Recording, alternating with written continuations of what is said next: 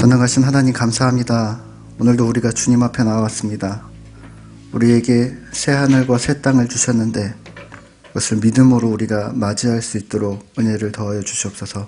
감사드리며 예수님의 이름으로 기도합니다. 아멘. 우리 성경 말씀 함께 읽도록 하겠습니다. 이사야서 65장입니다. 이사야서 65장 17절에서 25절까지 말씀입니다.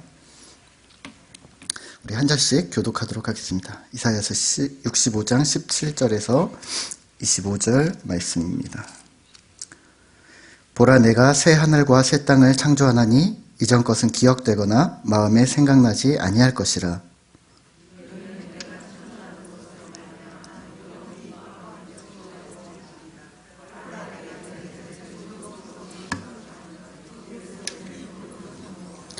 내가 예루살렘을 즐거워하며 나의 백성을 기뻐하리니 우는 소리와 부르짖는 소리가 그 가운데에서 다시는 들리지 아니할 것이며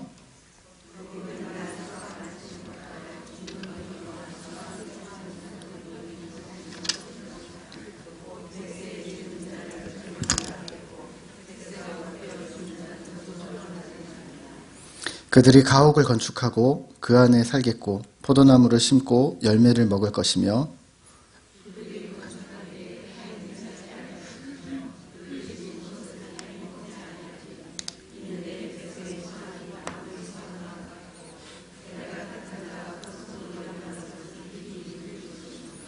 그들의 수고가 헛되지 않겠고 그들이 생산한 것이 재난을 당하지 아니하리니 그들은 여호와의 복된 자의 자손이요 그들의 후손도 그들과 같을 것임이라.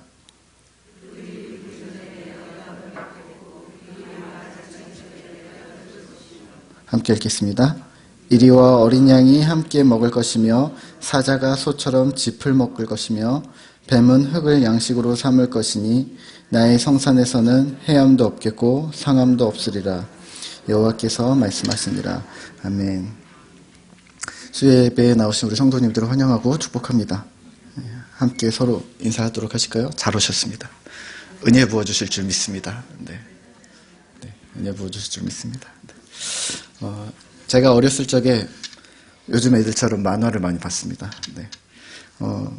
만화를 엄청 봤는데요. 그 중에 2020 원더키드라는 만화가 있었습니다. 1988년도에 만들어졌는데 제가 찾아봤더니 그렇더라고요. 이 만화는요, 이미 우리에게 직면한 식량 문제나 환경 오염, 인구 증가로 이제 지구가 파괴될 것이다. 그래서 이제 지구를 떠나서 새로운 곳에서 살자. 그래서 이제 새로운 행성을 찾아서 우주로 나가는데 우주에서 나쁜 놈들을 만나서 이제 총을 쏘고 우주복 입고 이런 내용입니다. 어릴 때 너무 재밌게 봤었던 만화인데요. 지금도 간간히 생각나는 이유가 있습니다. 제목이 아까 뭐라고 했냐면 2020 원더키드라고 했습니다. 2020. 2020년이라는 겁니다. 5년밖에 안 남았습니다. 네. 그때가 88년이니까요. 30년 후에는 이런 일이 있을 거야 하면서 만든 만화일 텐데, 그때는 2020년이 너무 멀어 보였는데, 5년밖에 안 남은 거예요. 비슷합니다. 백 투 더 퓨처라는 영화도 비슷한 이야기를 하고 있습니다. 저도 고등학교 때 이 영화를 봤는데요. 보신 분들이 있을지 없을지 모르겠어요. 근데 타임머신을 타고 과거로도 날아가고 타임머신을 타고 미래로 날아가고 이러는 내용입니다. 근데 실제로 영화 속에서 1985년도에 만들어졌다는데요. 2015년 10월 21일을 설정해서 날아갔습니다. 그리고 2015년 10월 21일이 지지난주 수요일이었습니다. 지지난주 수요일에 여러분들은 예배를 드리고 계셨습니다. 미국에서는요, 이 백투더퓨처 데이라고 해가지고 큰 화제거리가 되기도 하고 여러 가지 이벤트를 진행하기도 했었습니다. 1985년도에 만들어졌으니까 30년 후에 그날이 지지난주였던 건데요. 이제 영화 속에서 막 상상을 한 거예요. 1985년도에 30년 후에는 이럴 것이야. 그래서 여러 가지가 등장을 했는데요. 벽걸이 TV가 이 브라운관이 이만했던 게 확 줄여서 벽걸이 TV가 있었고요. 그리고 한 화면에 여러 채널이 동시에 나오게 하는 그런 TV, 그리고 또 얼굴을 보면서 통하는 화상통화, 그리고 지문 인식으로 들어가는 현관문, 그리고 비디오를 보는 안경, 그리고 신발을 신으면 신발끈이 저절로 묶여주는 거예요. 그런 운동화, 그리고 공중에 뜨는 스케이트보드. 어떤 것들은 실제로 만들어졌고 어떤 것들은 지금도 만들어가고 있다라고 이야기를 합니다. 30년 전에 상상했던 일들 중에 지금과 전혀 다른 것들은 엉뚱해서 재밌고요. 또 현재 실현된 것들은 야, 어떻게 이런 생각을 했었지? 그러면서 신기하고 그래서 즐겁습니다. 30년 전에 우리 성도님들의 삶은 어떠셨습니까? 지금의 모습을, 지금의 세상을 30년 전에는 상상하셨습니까? 30년 전이면 저는 8살입니다. 분명한 것은 30년 전과 지금은 전혀 다른 세상이라는 겁니다. 그러면 하나만 더 질문을 하면요. 30년 후의 세상은 어떨까요? 30년 후의 미래는 2045년인데요. 네.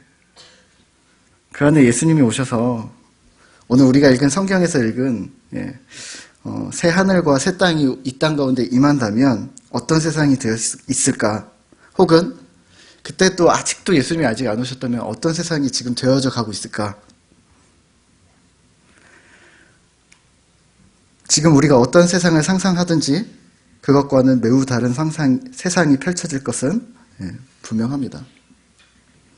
오늘 성경에서는 새 하늘과 새 땅에 대해서 말하고 있습니다. 새 하늘과 새 땅은 아무리 보아도 하나님 나라를 말합니다. 오늘 읽은 17절인데요. 17절 같이 한번 읽어볼까요? 시작. 보라, 내가 새 하늘과 새 땅을 창조하나니 이전 것은 기억되거나 마음에 생각나지 아니할 것이라. 아멘. 그 나라는 어떠한가? 18절, 19절에 기쁘답니다. 네. 즐겁고 기뻐서 이전 것이 기억되거나 마음이 생각나지 않을 정도라고 합니다. 새 하늘과 새 땅을 그 하나님 나라를 경험함으로써 이전의 슬픔과 고통과 고난, 환난이 언제 그랬냐는 듯이 말끔히 해결되어질 것이라고 말합니다. 우는 소리와 부르짖는 소리가 다시는 들리지 않을 것이라고 합니다. 20절입니다. 20절에서는 생명의 기한이 회복될 것이다 라고 이야기를 합니다. 길게 해줄 게가 아니라 원래 약속되어져 있던 영원이라는 시간을 회복시켜 줄게. 그래서 모두에게 영원히 살 수 있는 생명을 주겠어 라고 하나님께서 얘기하시고요. 23절에서는 이렇게 얘기합니다. 수고가 헛되지 않을 것이야. 불공평하다고 생각하는 것들, 불합리하다고 생각되는 일들이 없어질 것이야. 더 놀라운 것은 24절입니다. 24절 한번 읽어볼까요? 같이 읽겠습니다. 시작. 그들이 부르기 전에 내가 응답하겠고 그들이 말을 마치기 전에 내가 들을 것이며. 아멘. 대박입니다. 하나님과 가까워지기 위해서 1시간씩 무릎 꿇지 않아도 100% 하나님과 소통된다는 겁니다. 죄악된 인간인, 피조물인 인간인 우리가 그 크신 하나님과 팍팍팍 이렇게 해서 소통이 된다는 겁니다. 그런 날이 오기를 소망하십니까? 아멘입니다. 이어서 25절입니다. 25절 같이 읽어볼까요?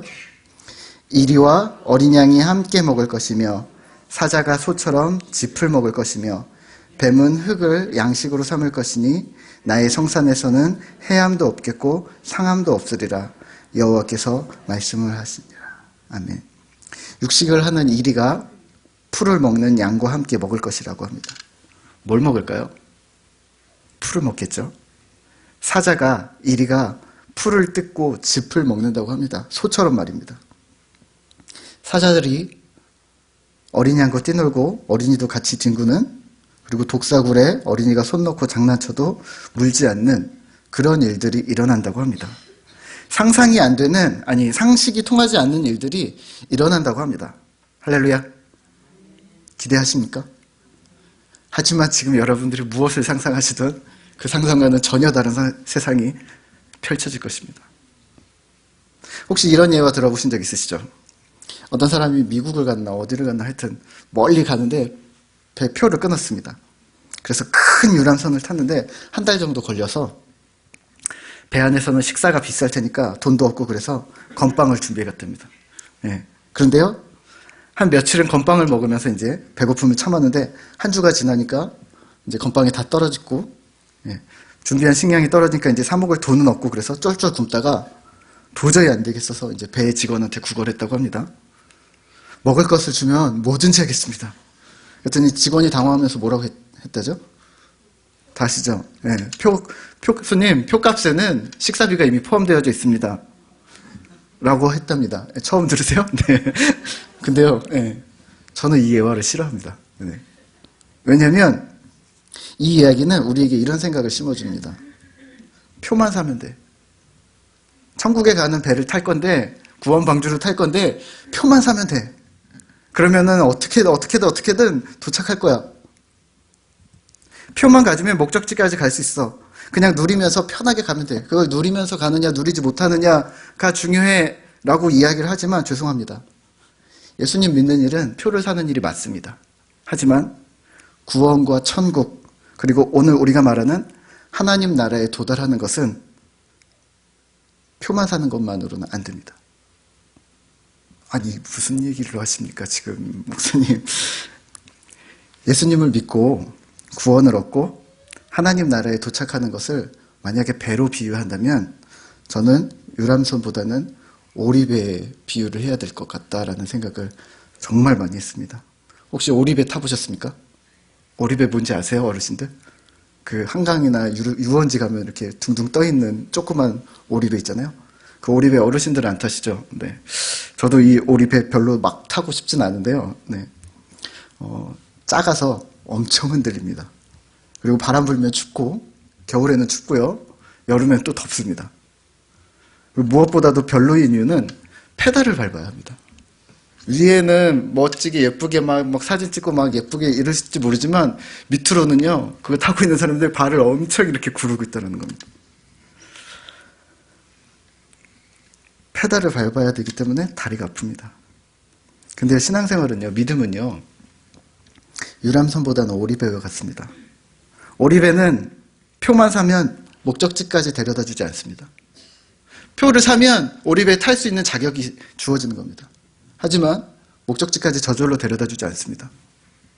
방향도 내가 잡아야 합니다. 매우 심하게 흔들립니다. 그리고 무엇보다도 오리배에 목사님이 타든 집사님이 타든 할아버지가 타든 아기가 타든 대통령이 타든 거지가 타든 모두 다 발을 굴러야 합니다. 아, 나는 목사기 때문에 발을 안 구르겠어. 그럼 못 갑니다. 탈 수는 있는데 못 갑니다. 못 도착합니다. 많은 사람이 함께 발을 구를수록 속도가 납니다. 이게 신앙생활이고 이게 하나님 나라고 새하늘과 새 땅입니다. 표만 끊고 가만히 있으면 누군가 데려다 주겠지. 오늘 이사야 말씀처럼 혹은 요한계시록 말씀처럼 그럼 새 하늘과 새 땅이 올 거야. 그냥 기다려. 가만히 있어. 예수님 믿고 가만히 있어. 그러면 그 나라가 옵니까? 네, 옵니다. 네, 오기는 옵니다. 하나님 주권적으로 그 나라가 올 것입니다. 하지만 가만히 기다리라고 성경에서 말하고 있지 않습니다. 하나님 나라는 하나님이 가져오실 건데 가만히 있으라고 얘기하지 않았습니다. 기다리라고 한 건 맞는데 가만히 기다리라고 말하지 않았습니다. 되려 오늘 이사야는 가만히만 기다리고 있어서 하나님께서 진노하셨고 분노하고 계셨다라고 말하고 있습니다. 오늘 본문 65장 1절과 7절에서 1절에서 7절 말씀까지에서는요. 하나님께서 이 백성이 패역하다라고 이야기하고 있습니다. 도저히 못 봐주겠다라고 말하고 계십니다. 아니 구원 받았는데 왜 도저히 못 봐주겠다라는 거지? 하나님 자녀라면서 근데 왜 나를 도저히 못 봐주겠다라는 거지? 65장 2절입니다. 제가 읽겠습니다. 내가 종일 손을 펴서 자기 생각을 따라 옳지 않은 길을 걸어가는 패역한 백성들을 불렀나니. 패역한 백성들을 부르셨습니다. 패역한 자신의 백성들을 부르셨습니다. 왜요? 이 티켓팅한 백성들이 옳지 않은 길을 걸어가는 겁니다. 65장 2절입니다. 그래서 어떻게 부르셨습니까? 종일 부르셨다고 합니다. 오랫동안 부르셨다고 합니다. 돌아오라, 돌아오라. 거기 아니야. 하지만 어떻게 행했다고 합니까? 가증하게 행했습니다.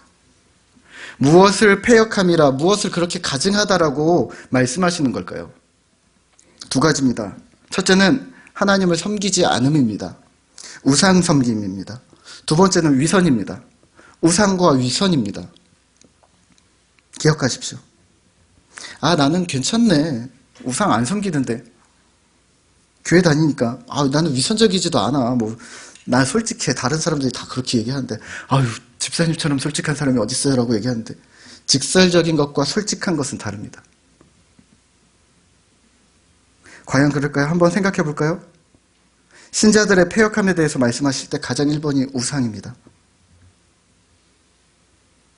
우상숭배 우리가 안 걸릴까요? 우상숭배는 곧 탐욕입니다. 우상숭배는 하나님보다 더 사랑하는 것이 있는 것입니다. 하나님보다 돈 더 사랑하지 않습니까? 명예는 사랑하시지 않습니까? 칭찬받는 건 어떠십니까? 남들에게 칭찬받기 위해서 혹은 남편입니까? 혹은 자녀들입니까? 어제 우리 하경삼 공부 중에 이런 이야기가 나왔습니다. 하나님을 위해서 헌신하는 것, 값비싼 대가를 주님을 위해 치르는 각오를 해야 합니다. 신자들은. 근데 우리끼리 얘기를 했어요. 하나님을 위해서 대가를 치르는 게 너무 많아지면, 계속 희생하라고 그러면, 월화수목금토 맨날 희생하면 너무 삭막하고 치열한 삶이 되지 않습니까? 라고 누가 물어보셨어요. 저도 맞장구 쳤습니다. 그래요, 맞아요. 그게 행복하겠습니까? 신앙생활이. 그런데 이렇게 생각하면 어떨까요? 하나님이 아니라 우리 아들을 위해서라면, 그래, 그래도 내가 아빠인데 그 정도는 희생해야지. 1순위가 하나님입니까? 아들입니까? 여전히 우리에게 있어서 1순위는 하나님이셔야 합니다. 우상숭배는 어떤 것도 하나님을 앞서지 않는 것을 말합니다. 하나님을 위해 헌신하십시오. 그러면 기도해 보겠습니다. 일주일, 한 달을 열심히 기도해가지고 결론 얻어낸 게 지금은 아닌 것 같습니다. 아들이 얘기합니다. 엄마, 10,000원만. 10,000원만. 왜? 아빠, 10,000원 내놔. 아들 바로 줍니다. 누가 1순위입니까? 아들한테 그러는 분들 없겠죠? 잠깐만 기다려봐. 기도해볼게. 10,000원을 주려면 왜 주어야 하는지 타당한 이유로 너 설명해야 되고, 내가 너에게 그걸 주기까지 상황대로 한번 정리를 해볼게. 그러신 분들 없죠? 이사야서 29장 16절입니다. 우리 한번 같이 읽어볼까요? 함께 읽겠습니다. 너희의 패역함이 심하도다.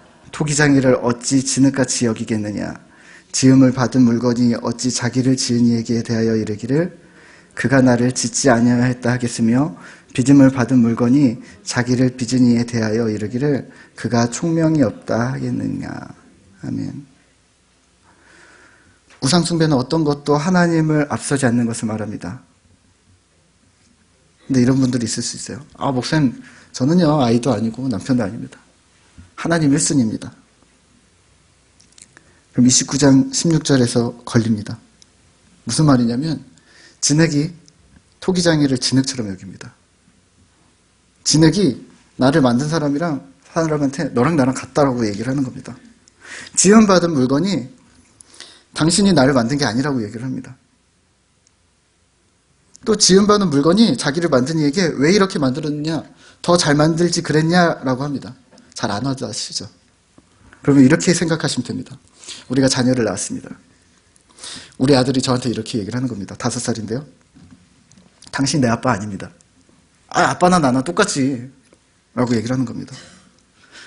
아빠가 나를 낳았다고 하는데 그럼 좀 더 잘 만들지 그랬냐, 키도 좀 크게 머리도 똑똑하고 잘생기게 만들었어야지 라고 되려나무랍니다.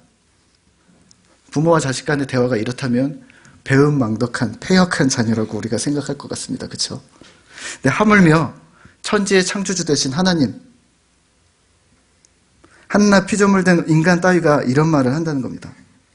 그리고 하나님을 제대로 경험하지 못한 자들은 이렇게 얘기를 합니다. 하나님 나도 할 수 있어요. 이 세상은 이렇게 살아가는 거야. 이런 상황에는 답답하게 그러고 있지 말고 이런 방법을 쓰면 빨리 해결돼. 우리는 이걸 지혜라고 생각합니다. 그리고 그 지혜로 하나님 자리를 바꾸어 버립니다. 그리고 이렇게 얘기합니다. 하나님, 그것 보십시오. 이렇게 하는 게 더 낫지 않습니까? 하나님, 사업은 이렇게 하는 겁니다. 돈은 이렇게 버는 겁니다. 하나님, 아이들은요, 이렇게 키우는 겁니다. 제가 전공해봐서 아는데 아이들은 이렇게 키워야 돼요. 하나님, 전쟁은 이렇게 하는 겁니다. 하나님, 돈은 이렇게 벌고 자선은 이렇게 베풀고 사랑은 이렇게 베푸는 겁니다.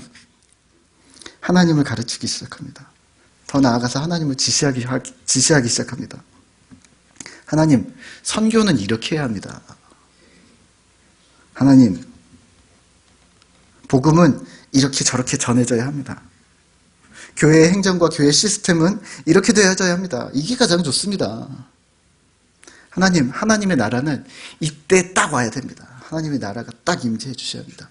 여기에 딱 임재해 주셔야 이 사람이 딱 변합니다. 월권입니다. 패역함입니다. 사람이 마음으로 자기의 길을 계획할지라도 그 걸음을 인도하시는 분이 하나님이시라는 것을 잊은 사람들입니다. 아니면 이 말씀을 모르는 사람들입니다. 29장 13절입니다. 제가 한번 읽겠습니다. 주께서 이르시되 이 백성이 입술로는 나를 가까이하며 입술로는 나를 공경하나 그들의 마음은 내게서 멀리 떠났나니 그들이 나를 경외함은 사람의 계명으로 가르침을 받았을 뿐이라. 아멘. 입술로는 하나님을 가까이합니다. 어디 입술뿐입니까? 몸도 그렇습니다. 교회에 수시로 들락달락하고 봉사도 합니다. 헌신도 합니다. 어디를 봐도 하나님을 공경하게 맞습니다. 하지만 마음은 내게서 멀리 떠났나니 그들이 나를 경외함은 사람의 계명으로 가르침을 받았을 뿐이라. 아, 하나님 좋은 말씀을 해주시는 분이지. 절대 복종해야 하는 하나님의, 절대 복종해야 되는 창조주 하나님의 말씀이 아니라, 그래서 하나님을 경외했던 게 아니라, 아, 하나님 좋은 말씀 하시니까. 그래서 사람의 말로, 사람의 교훈으로 받았다라는 겁니다. 신앙생활을 오래 하신 분들도 마찬가지입니다. 자신의 생각에 맞지 않으면 성경을 받아들일 수가 없는 거죠. 건너뜁니다. 때론 하나님을 가르치는 월권을 범하기도 합니다. 이웃을 사랑해, 봉사해. 하나님, 저는 못합니다. 이건 제 성격이랑 안 맞습니다. 하나님, 그런 건 젊은 사람들 시키시죠. 하나님, 그거 예전에 다 해봤습니다. 벌써 20년, 30년 전에 주일학교 반사 다 해봤고 다 해봤습니다. 이젠 좀 저를 좀 내버려 두시면 안 되겠습니까? 하나님 주권에 대한 반역이며 패역함입니다. 내가 하나님보다 더 뛰어나다고 마음속에서 일어나는 일이 이미 이게 우상숭배입니다. 지금 얘기하는 우상숭배는 마음속에서 하고 말아두고 있는 겁니다. 어디 가서 절하고 뭐 제사상에 절하고 절을 다니고 그런 거 얘기하는 게 아닙니다. 마음속에서, 우리의 마음속에서 일어나는 우상숭배에 대해서 얘기하는 겁니다. 다른 게 우상이 아니라 내가 우상인 겁니다. 위로가 될지 모르겠습니다. 하지만 나를 우선으로 삼는 것에서, 나를 우상숭배하는 것에서 자유한 그리스도인은 하나도 없습니다. 위로가 되겠습니까? 위로가 안 됩니까? 죄성인 거죠. 당신 자신을 우상으로 만든 일을 지금 멈추셔야 합니다. 이것이 마음속에서만 일어나는 일이고 하나님은 이 사실만으로도 분노하십니다. 또 하나 진노를 샀던 것은 우상숭배 말고 위선입니다. 아, 목사님, 제가 얼마나 솔직하고 진솔한데요. 5절입니다. 오늘 5절인데요. 사람에게 이르기를 너는 내 자리에 서 있고 내게 가까이 하지 말라. 나는 너보다 거룩함이라 하나니 이런 자들은 내 코에 연기요 종일 타는 불이로다. 아멘. 뒤로는 하나님을 배반함이 수두룩합니다. 하지만 안 그런 척하는 겁니다. 하나님을 왕으로 1순위로 놓지도 않으면서 열심히 믿고 있다고 말하는 것입니다. 그러면서 이렇게 위안하는 겁니다. 이 정도면 충분히 잘했어. 그렇게 착각하면서 다른 사람을 평가하는 겁니다. 누가 해도 다 똑같아. 이 정도면 잘하고 있는 거야 라고 생각합니다. 아니요. 다 똑같지 않습니다. 절대 똑같지 않습니다. 위선은 언제 드러나는가? 다른 사람을 마주 대했을 때입니다. 그때 드러납니다. 여기서의 강조점은 다른 사람입니다. 우상숭배는 우리의 마음속에서 일어나는 일들입니다. 위선은 다른 사람을 대했을 때의 일입니다. 사람이 있어야 하는 거죠. 그때 내가 위선자인가 아닌가 확인하실 수 있습니다. 디모데후서 3장 1절에서 5절을, 2절에서 5절을 볼 건데요. 한번 성경을 한번 펴볼까요? 네. 디모데후서 3장 2절에서 5절입니다.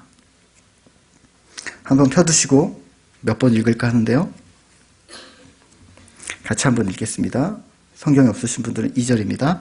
사람들이 자기를 사랑하며 돈을 사랑하며 자랑하며 교만하며 비방하며 부모를 거역하며 감사하지 아니하며 거룩하지 아니하며 무정하며 원통함을 풀지 아니하며 모함하며 절제하지 못하며 사나우며 선한 것을 좋아하지 아니하며 배반하며 조급하며 자만하며 쾌락을 사랑하기를 하나님 사랑하는 것보다 더하며 경건의 모양은 있으나 경건의 능력은 부인하는 자니 이 같은 자들에게서 내가 돌아서라. 아멘. 몇 개월 전에 저희가 사는 빌라에 주차구역을 나누고 할당된 자리에 이제 주차하도록 이제 반상회에서 정했나 봅니다. 그래서 101호는 여기, 102호는 여기, 201호는 여기, 202호는 여기, 뭐 이렇게 해서 할당했나 봅니다. 근데 저희가 빌라인데 10집 중에 2집이 차가 없으시거든요. 그래서 이제 자리가 2자리가 남는 거예요. 그래서 이제 그 자리에다가 제가 차를 좀 댔습니다. 좀 된 이야기예요. 한 6개월 넘게 지난 이야기예요. 거기다 차를 댔어요. 근데 이제 당사자 본인들은 차가 없으셔도 그렇지 않으셨나 봅니다. 마음이. 예. 한 번은 차를 대고 올라갔는데 아줌마가 나오더니 부르는 거예요. 아저씨, 여기 차 대지 마세요. 그래서 다른 자리들이 꽉 차서 그럼 어디다 대요? 그랬더니 아줌마가 이러시는 거예요. 그게 나랑 무슨 상관이에요? 알아서 대라는 겁니다. 그 후로 제가 마음이 상해서 몇 개월을 저 밖에 도로변에다 차를 세웠습니다. 네. 그리고 애들을 아침에 끌고 나오는데 애들 일부러 다 바리바리 싸들고 걸어서 짐을 엄청 들고서 다 보란 듯이 일부러 몇 개월을 일부러 그렇게 했습니다. 자신들 권리라는 거죠. 예. 권리를 지키기 위해 싸우신 거고요. 그 자리에는 지금 차 대신 빨랫대가 서 있습니다. 네. 세상은 그럴 수 있습니다. 네. 괜찮습니다. 세상은 그럴 수 있습니다. 마음이 좀 상하지만 참으면 됩니다. 얼마 후 비슷한 일이 또 있었습니다. 우리 교회 식당 화장실에서 일이 있었는데요. 혹시 계셨던 분들이 있을 수도 있어요. 장애인 친구 이제 어머님이 아들을 데리고 여자 화장실에 이제 데려가셨다가 왜 남자를 여자 화장실에 데려오세요? 그래서 이제 여러 성도님들의 질타에 이제 어머님이 마음이 상하셨고 저한테 전화가 왔습니다. 어머님은 우리 권사님들처럼 50대 정도 되시는 분이시고요. 50대의 어머니, 그러니까 이제 점점 힘이 없어지시는 거죠. 아들은 나이가 많아졌습니다. 아들은 벌써 30대입니다. 그러니까 30대의 장애인 어머니를 둔 우리 권사님들 같은. 물론 30대 남성으로 보이는 이 친구가 여자 화장실에 들어오니까 이제 여자 성도님들께서 당황하셨을 상황은 저도 이해를 합니다. 저한테 전화가 왔어요. 그래서 제가 이렇게 했습니다. 저한테 이러시는 거예요. 여자 화장실에 우리 애 데리고 가면 안 됩니까? 그러시는 거예요. 그래서 저도 무의식 중에 이렇게 얘기를 했어요. 어머니, 그래도 남자는 남자 화장실 가야죠.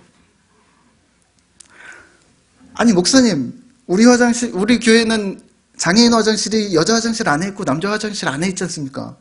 그럼 남자 화장실 가야 되면 그럼 제가 남자 화장실로 들어가야 합니까?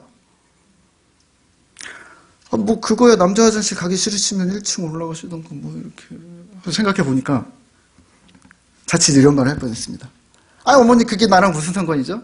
라고 얘기를 할 뻔했는데 말하지 않았습니다. 다행히. 말했으면 큰일 났죠. 예.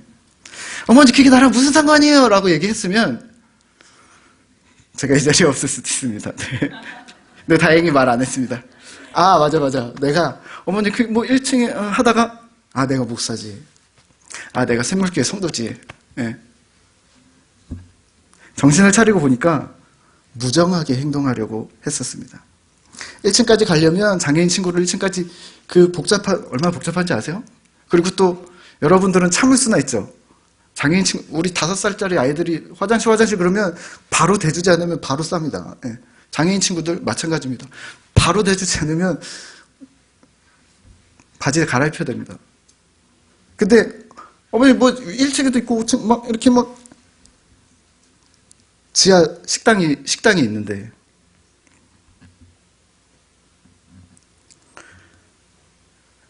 그러한 여러 가지 상황들을 간과하고 있었고, 무엇보다도 그 사랑부 친구나 그 부모님보다 나를 사랑하려고 하는 그 마음이 더 있었습니다. 나를 보호하려고 한 거죠. 어머니 지금 나를 공격하시는 거예요? 1층으로 가시고 5층으로 가세요. 저는 모르겠어요. 알아서 하세요. 방어적인 기질이 저절로 나오는 거죠. 그게 나랑 무슨 상관이에요? 상관이 있습니다. 우리가 세상이 아니기 때문입니다. 우리가 교회고 가족이기 때문에 그게 나랑 상관이 있는 겁니다. 그러면 보입니다. 오죽하면 남편이 없어서 데려오지 않았을까? 오죽하면 자녀를 성별이 맞지 않는 화장실에 데려왔겠습니까? 우리 가족이라고 생각하면, 아니 적어도 우리 목원 정도라고만 생각해 주셔도 먼저 들어가라고 자리 비켜주지 않을까요? 아니 어머님과 자녀를 그렇게 우리가 생각한다면, 만약에 제가 그 자리에 있었다면 저도 어땠을지 모르겠지만 잠깐 남편이나 아들 불러서 여기 장애인 친구 있으니까 화장실 들어오기 힘드니까 남자 화장실 좀 데려가 달라고 그런 센스 발휘하실 수 있지 않으실까요? 아니면 잘 몰라도 화장실 입구는 같지 않습니까? 우리는 좁지 않습니까? 특히나 지하 식당은. 그러니까 들어가는 성도님들 아무나 붙잡고, 남자 성도를 아무나 붙잡고 좀 도와달라고 부탁드릴 수 있지 않을까? 목사님 본인이 직접 하면 되지. 지금 그거 알아서 하라고 그러시는 거죠. 그게 나랑 무슨 상관이에요? 라고 말하는 거랑 똑같은 거 아시죠? 본인이 하기 엄청 어렵거든요. 무정함입니다. 디모데후서 3장 2절입니다. 한 번 더 띄워주시고요. 제가 천천히 한번 읽겠습니다. 사람들이 자기를 사랑하며, 자기를 사랑하셨습니까? 회개하셔야 합니다. 돈을 사랑하며 자랑하며, 돈을 사랑하고 자랑하셨습니까? 회개하셔야 합니다. 교만하며, 하나님과 사람 앞에 교만해져서 지시하고 평가하고 뭐라 하셨습니까? 누군가를 향해서요? 회개하십시오. 비방하며, 친구를, 동료를, 이웃을 비방하셨습니까? 회개하십시오. 부모를 거역하며 부모를 거역하셨습니까? 회개하십시오. 감사하지 아니하며 감사하지 않으셨습니까? 회개하십시오. 뭘 회개하라는 겁니까? 감사 안 한 것도 회개하시고요. 감사한 척 하신 것도 회개하라는 겁니다. 거룩하지 아니하며 신자임을 잊고 거룩하지 않으셨습니까? 회개하십시오. 거룩 안 한 것도 회개하시고 거룩한 척 한 것도 회개하십시오.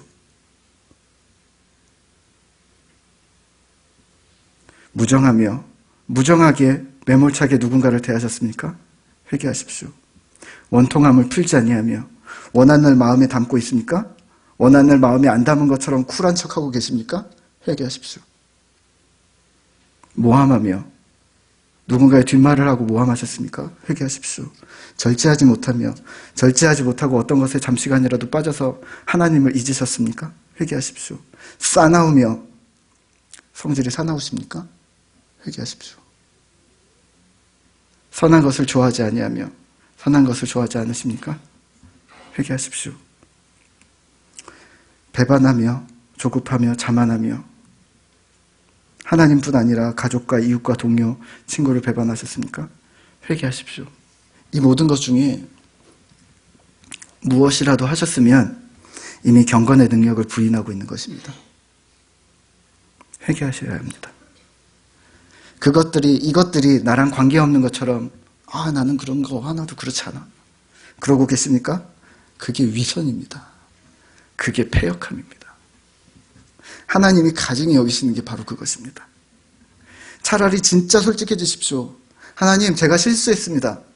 형제님, 자매님, 집사님, 권사님, 제가 실수했습니다.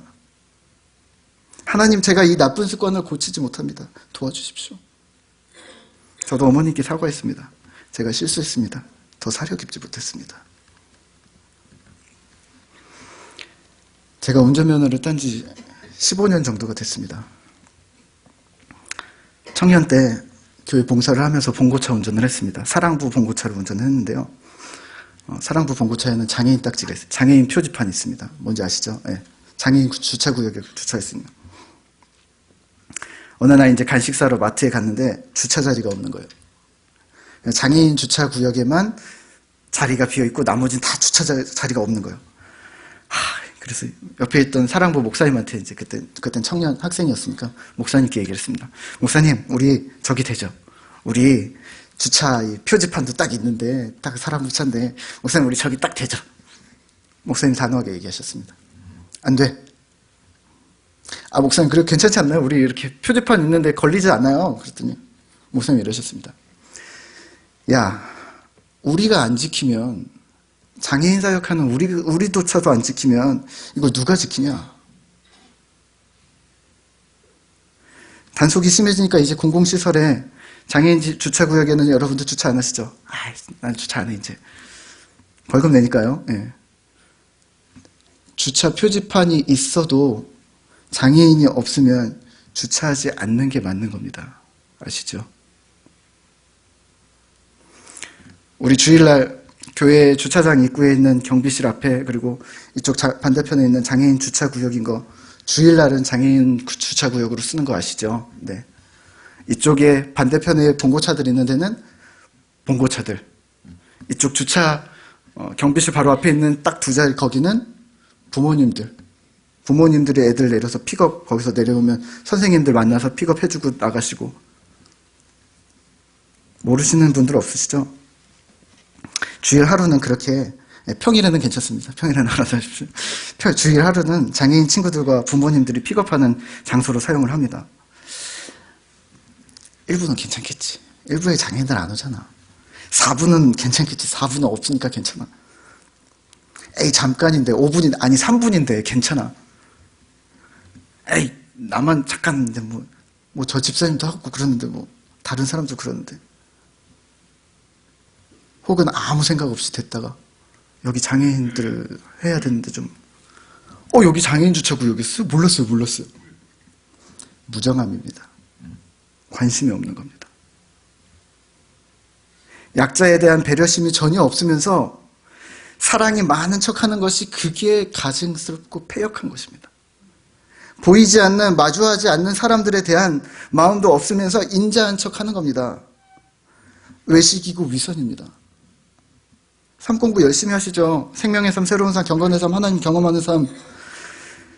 경건의 삶이랑 하나님을 경험하는 삶에는 온통 행동하라는 말밖에 없습니다. 이렇게 요약할 수 있을 듯합니다. 경건한 믿음을 갖고 싶습니까? 행동하십시오. 하나님을 경험하고 싶습니까? 행동하십시오. 끝입니다. 어떻게 해야 되는데요? 그걸 가르쳐주는 겁니다. 뭘 해야 되는데요? 그걸 가르쳐주는 겁니다. 어떤 집사님이 학영삼 하면서 이제 저한테 얘기를 하셨는데 잊을 수가 없습니다. 간증을 하셨는데요. 본인이 경건의 삶을 공부하면서 주차권을 바꾸셨다고 합니다. 주차할 때 차가 이렇게 쭈르륵 되면은 옆차 때문에 불편하시죠? 이분이 주차할 때 경건의 삶을 끝내놓고선 상대방이 불편하지 않도록 상대방 운전석은 넉넉하게, 내가 내릴 땐 좁게 이렇게 주차를 하신다고 합니다. 보이지 않는 상대에 대한 사랑과 배려입니다. 목사님, 주차 가지고 지금 믿음을 평가하십니까? 누가복음 16장 10절에서는 이렇게 얘기합니다. 지극히 작은 것에 충성된 자는 큰 것에도 충성되고 지극히 작은 것에 불의한 자는 큰 것에도 불의하니라. 오늘 우리가 생각하고 있는 하나님 나라, 새 하늘과 새 땅이 올 것인데 가만히 있어서는 안 됩니다. 사자들은 당연히 본성이라 생각하는 사냥을 멈춰야 합니다. 이리도 풀을 뜯어먹어야 합니다. 날카로운 송곳니를 무디게 해야 되고 강한 발톱을 사용하지 않아야 합니다. 그럼 우리는 뭐 먹습니까? 풀을 뜯어 먹으십시오. 짚을 먹으십시오. 성경에서 죽지 않는다라고 얘기합니다. 그럼 목사님, 더 이상 사자도 아니고 이리도 아닌데요? 이리가 예수님을 믿을 수 있고 사자가 예수님을 믿을 수도 있는 거 아닙니까? 네, 맞는데요. 그건 티켓이고요. 본성을 막 바꾸면 아까우신가요? 이렇게 말씀드리면 어떨까요? 더 이상 사자도 이리도 아닙니다 라는 말을 더 이상 죄인이 아닌 게 됩니다. 더 이상 죄인이 아닌 게 된다라는 겁니다. 이제는 본성을 바꾼다라는 겁니다. 본성이 바뀌어져서 하나님 나라에 들어가기에 적합해진다라는 것입니다. 상상이 안 되는, 상식적이지 않은 그러한 일들이 일어나는 그 신세계에 새 하늘과 새 땅에 어울리는 성도가 된다라는 것입니다. 누가요? 우리가요. 티켓 끊고 그냥 기다리며 저절로 얻어지는 것이 하나님 나라가 아니라는 겁니다. 그게 하나님의 백성으로서, 신자로서 마땅히 행해야 될 행동들이 있다라는 것입니다.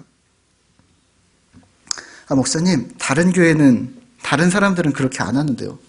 왜 샘물교회만 그렇게 자꾸 얘기합니까? 목사님, 다른 목사님들은 그렇게 얘기 안 하는데요. 목사님 사랑부 목사라서 그런 거 아닙니까? 제가 사랑부 목사 그만두면 이렇게 설교 안 할 것 같습니까? 왜 꼭 저희만 그렇게 억울한 일들을 해야 합니까? 남들은 믿기만 하면 천국 가는데 우리는 왜 믿으면 천국 간다고 얘기 정확하게 안 해주고 뭘 해야 된다고 자꾸 하십니까? 하나님께서 이렇게 얘기하시지 않을까요?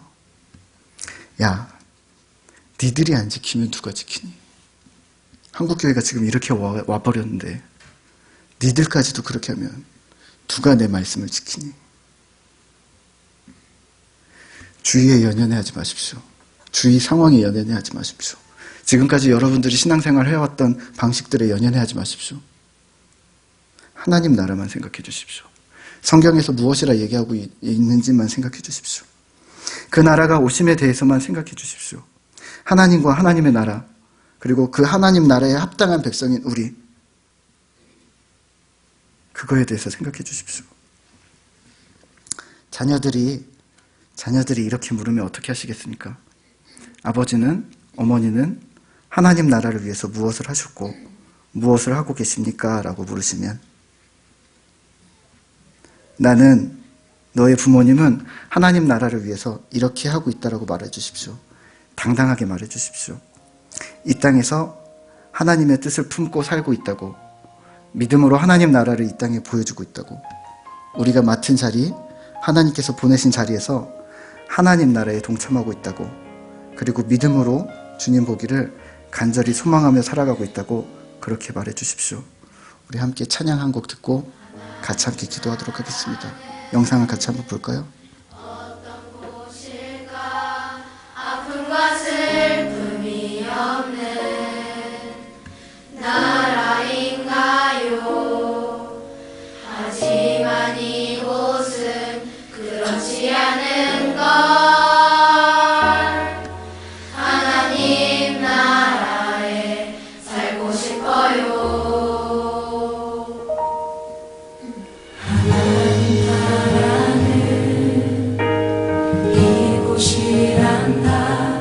여전히 아프고 슬픈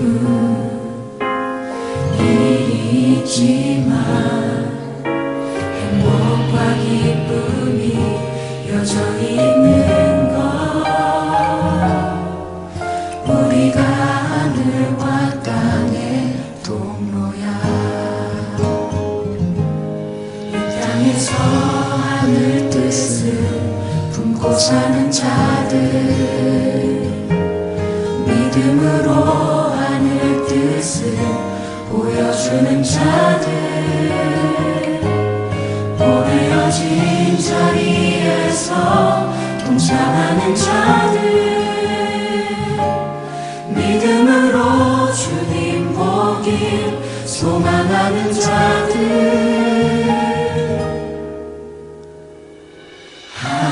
하나님이 세상을 지으사